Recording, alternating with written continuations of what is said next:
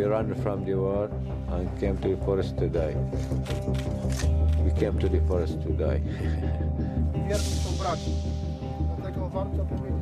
W naszych lasach, pod naszymi domami mają nie umierać ludzie.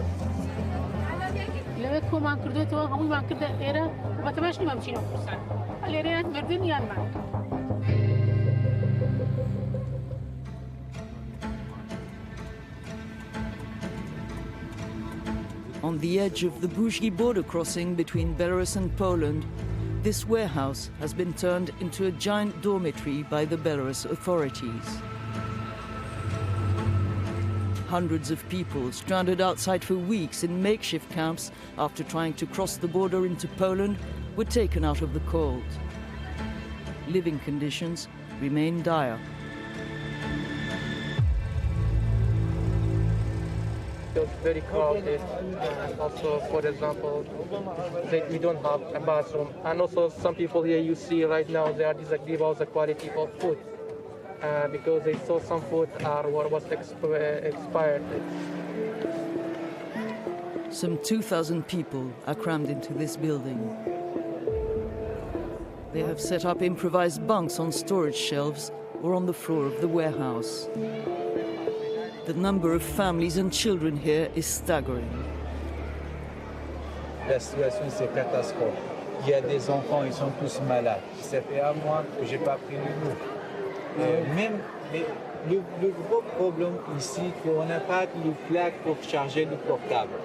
Oui. Donc, personnellement, ça fait une semaine, j'ai pas parlé avec ma femme. A lesser evil, they tell us, after what many have endured while trying to cross the border between Belarus and Poland. Some are still in shock. When I talk to you now, I'm so scared. Why are you scared? Because this country played with us. Because the police took us through the jungles and hit us to fight for them. In front of the police, the Poland police. If you did not, they promised to kill us and hit us also. We don't have any right in our country and in this country. And we came here and we wanted to go to the Europe to have a better life. So we stuck in there. We don't know what to do. Although the children are smiling and people are extremely friendly, the place is really overcrowded. You can see it's not a very healthy situation. The smell is not very healthy either, but all these people here are just waiting for Europe to give them a solution. Word spreads that demonstrations were allegedly repressed in Iraqi Kurdistan that day. Our government is so bad. Right now in Kurdistan, they killed 12 people, teenagers, students. All the people are complaining about the government. They do not give money to people, they do not give anything to the people. And people in here wanting to go to Europe in order to escape from those people. They're ready to work and they want to die here, but not go back to there, because in there they will die immediately. Because in there, in the airport, they will catch people and they will kill them immediately. Hundreds of Kurds from Iraq have already been repatriated. But most of those we spoke to said going back is not an option. Vian and her family come from Kirkuk in northern Iraq. The city is under regular attack by Daesh.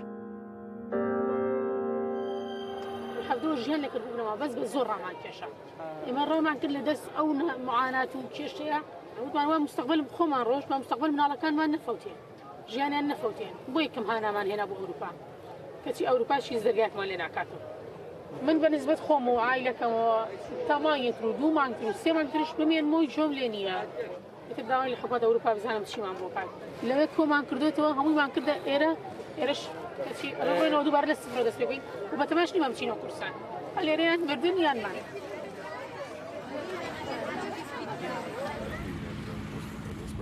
The region's governor, visiting the site that day, had a clear message for the media.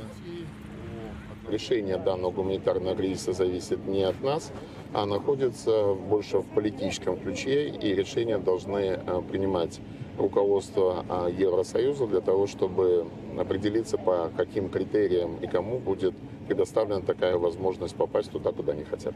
Если у кого-то есть желание, возможность вернуться, мы предоставляем эту возможность. Но большинство здесь высказывает желание идти вперед. Эту возможность, к сожалению, мы предоставить не можем. Надеемся, что позиция Евросоюза будет выработана в ближайшее время, потому что люди действительно устали. I asked him about claims that Minsk fabricated the crisis by luring in migrants and that Belarus soldiers forced them back to Poland after they were pushed back by Polish forces. His answer was cryptic. В таких случаях, когда это высказывается, в нашем языке уже тоже не раз повторялась эта фраза «факты на стол». Но с моей точки зрения, наверное, не очень конструктивно разбирать, кто прав, кто виноват. В истории, в русском языке и в русской истории есть два основных вопроса. Это кто виноват и что делать. И, по-моему, сейчас основное время все-таки отвечать на второй вопрос, а не на первый. On the other side of the border, in the Podlasie region of Poland, tension is high. Army and police vehicles are constantly on the move. Checkpoints are everywhere to prevent access to a 3-kilometer-wide exclusion zone set up at the border with Belarus. Only residents and security forces are let through. Journalists and humanitarian organizations are banned from the area. The cynical game played by the Lukashenko regime. We shouldn't play based on their... Polish activists who help migrants outside the exclusion zone denounce arbitrary pushbacks by Polish security forces. At a press conference organized in a forest close to the border, they called on the European Union to act. But also let's be clear that this crisis is a result of really non-existing safe and accessible routes for people, for migrants seeking safety and shelter from violence, from discrimination, from conflicts. What Poland and Europeans should do is to support them to have access to the legal procedures, whether this is international protections, whether these are other forms of protection, or whether this is dignified return to their home countries. The crisis also affects the local population.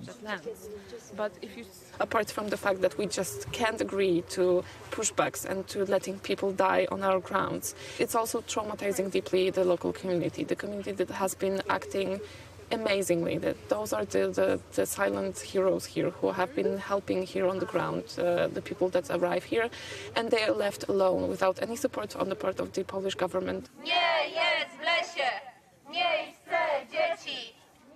Mothers at the border. This is the name of the association created by the women who organized this demonstration. They call for the government to open the exclusion zone to humanitarian organizations and to stop sending migrants back to Belarus, from where they're pushed back to Poland. W polskim lesie umierają dzieci i my jako matki nie możemy się z tym pogodzić. Polska nie respektuje międzynarodowych praw, konwencji praw człowieka i dlatego właśnie chciałam apelować też do Straży Granicznej, żeby nie stosowała pushbacków w stosunku do matek i dzieci, ponieważ to jest działanie nieludzkie. Oliver and Christian are volunteer paramedics. They came a long way to help the teams that are scouring the forest in the border area to rescue those trapped between the Polish and Belarusian security forces. They let me follow them to a place that must be kept secret to meet a group that's about to go on patrol. We have to conceal the identity of those who live in the area. They're afraid of being recognized by the border guards and by extreme right-wing groups who are also on the lookout. Klikasz raz, jest czerwone. Tak. I jak ja powiem, to dopiero jest załączane. Na początku będzie bardzo ciemno, ale my chodzimy bez światła. Okay.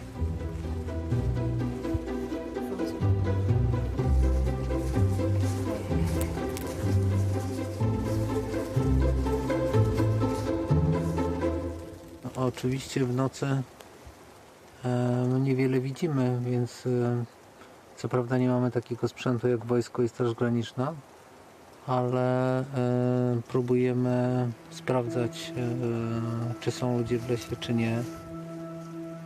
Searches can be random. Jest poszukiwana nawet jedna osoba. Z mojej perspektywy nie ma znaczenia, czy jest to jedna, czy to jest 100. Ja tak uważam, że to jest mój obowiązek, żeby wejść do tego lasu i sprawdzić, czy nie potrzebuje pomocy. W naszych lasach, pod naszymi domami mają nie umierać ludzie. Patrols always take food and other supplies with them. So on our way we find one of the care packages that people leave in the forest. If they don't find any migrants, they leave some bags around on the trees or in places where people can find them. We will not meet migrants, but soldiers who interrogate us. Tutaj w jakim celu przyjechaliście? A spacerujemy sobie po lesie. Tak, no wie pan jakaś sytuacja po na granicy, no i musimy sprawdzić po prostu dla waszego bezpieczeństwa. Jakieś grupy podejrzanych tu widzieliście? Nie. Wszystko dobrze. Są szczęśliwi. Tak. To be on the safe side, the group decides to stop the patrol and return to the base, determined to return soon. Nasz rząd twierdzi, że jesteśmy państwem wierzącym, tak, katolickim i tak dalej, to się trzymajmy tego katolicyzmu, ale idźmy w dobrym kierunku, a nie w takim obsesyjnym, jak to były krzyżowe wyprawy i tak dalej, bo idziemy w obsesję w tym momencie. To, co robimy w Polsce, to jest typowa obsesja. Niedopuszczenie ludzi, niedopuszczenie innej wiary, niedopuszczenie innej karnacji, niedopuszczenie innej orientacji. Żyjemy we własnym tak naprawdę w takiej otowce, no nie? A bubble that many in Poland want to preserve. In the city of Białystok, the capital of the Podlasie region, far-right demonstrators chose this church as a starting point for a march in tribute to the Polish border guards.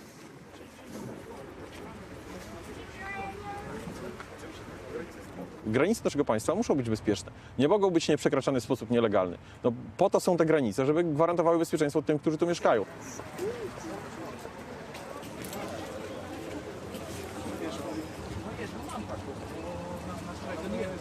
Viva! Viva! Straż Graniczna! Viva! So officially this demonstration is in support of the security forces protecting the Polish borders. But of course, the narrative goes beyond, including, anti-immigration rhetoric, anti-COVID vaccine, and anti-European rhetoric. W elit zachodnioeuropejskich nie mieści się, że można skutecznie bronić swoich granic. W ich mniemaniu, w ich przekonaniu należy wpuszczać dziesiątki, setki tysięcy, a nawet miliony, jak zrobiła 5-6 lat temu Angela Merkel. Jesteśmy z Euronews. Zgodziłaby się pani nam trochę Nie. The demonstrators I try to interview refuse to talk, except for one. Masowa migracja jak najbardziej nie, bo to zaburza tą tkankę społeczną i sprawia, że stajemy się krajem multikulti. Zawsze byliśmy gościnnym krajem i chcemy tych obcych przybyszów tutaj gościć, natomiast nie na zasadzie inwazji. Not far from the city centre and out of sight, foreigners are waiting in this refugee centre in hope of a better life. Survivors of the forest are brought here almost every day. Some of them, like this man being taken to hospital, are deeply traumatized. I have an appointment with a Syrian Christian from the war-torn city of Homs. He arrived here 2 days before with his brother and a fellow refugee. They were rescued in the forest by activists and Polish border guards. They'd come to Belarus on a tourist visa and were helped to the border by smugglers who assured them an easy crossing. Instead, a nightmare awaited them. The Belarus soldier, they cut the scene for us and let us go inside Poland.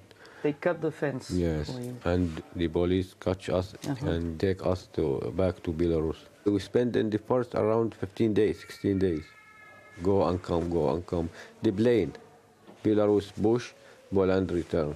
We can do nothing. We're going to die without food, without nothing. And we lost the way in the forest, and the weather is very cold, like we freezing. Me and my brother, we lied under the tree, and I will die. Finish. We ran from the war and came to the forest to die. Thanks God, we reached safe, and we still in the life. Not everyone was so lucky. At least 12 people died trying to cross the border. The Muslim community in the Tatar village of Bohoniki, close to the border, has decided to give a burial to all Muslim refugees who died while trying to cross from Belarus. Villagers also deliver food and basic supplies to refugee centers in the area and hot meals to security forces at the border.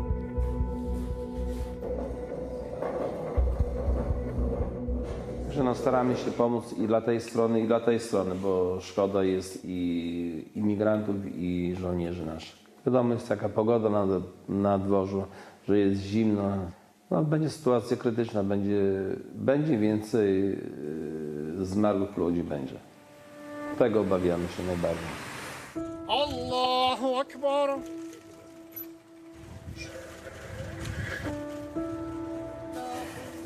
I attend the funeral of a refugee from Yemen who died of hypothermia in the Polish forest.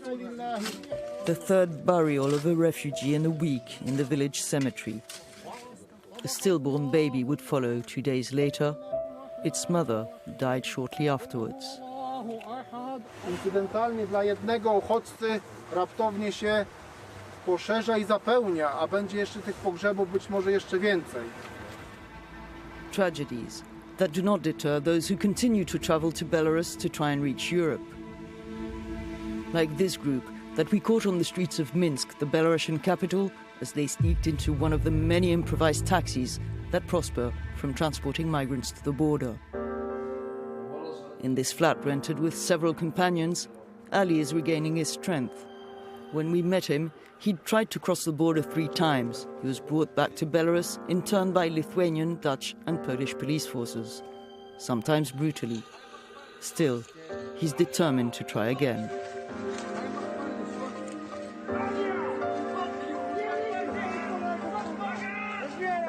نحن في سوريا، نحن نعيش في منطقة وسطى، يعني صار فيها مشاكل من حرب من 2011 داعش وجبهة النصرة والنظام السوري.